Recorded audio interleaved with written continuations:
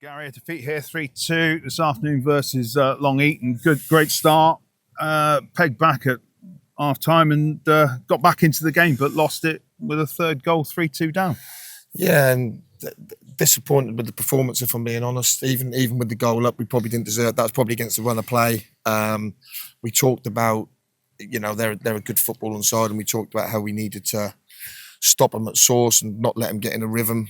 And this is that's the way to try and beat him if you can nick the ball high up the pitch. But we didn't get close enough to anyone for long periods of the first half. And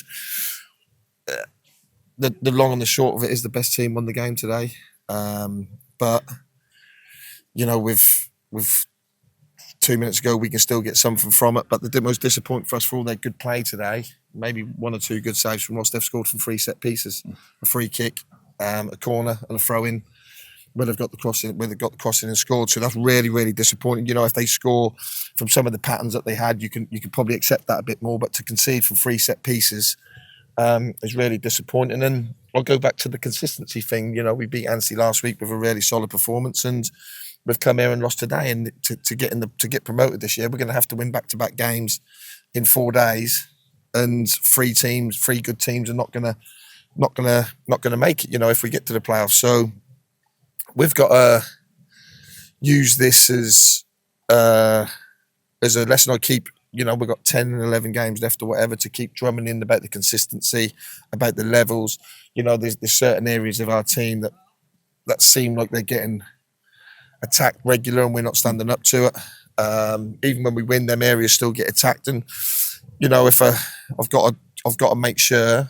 In April, if we get to the playoffs, I've got a team that can win 2 games, and I'll do that. I'll do my best. I'll do my best to do it, and that is one of them. We're still in a great position to get in the playoffs and probably get a home game. But the hard work starts here, doesn't it? We brought a couple of lads in last week who made a difference to us last week.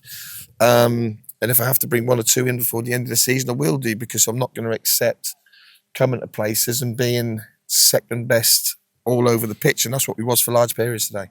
Of course, you're back on your travels again next week, away at Shepshed Dynamo, after a game that could be played at Steel Park on Wednesday in the Hillier Cup. But you've got to focus on the league, haven't you? Yeah, we'll make changes on Wednesday for sure. I know it's a semi-final. Peterborough Sports take the competition very, very seriously. Obviously, the level they're probably not going to get in the playoffs. They're probably not going to get relegated, and they're probably not going to win the FA Cup or FA Trophy. So, that's a real good opportunity for them to get silverware. They've respected the competition for the last 4 or 5 years. I think they've been to numerous finals. So we've got to be real careful what we do on Wednesday. Some players need a game as well, so they'll play.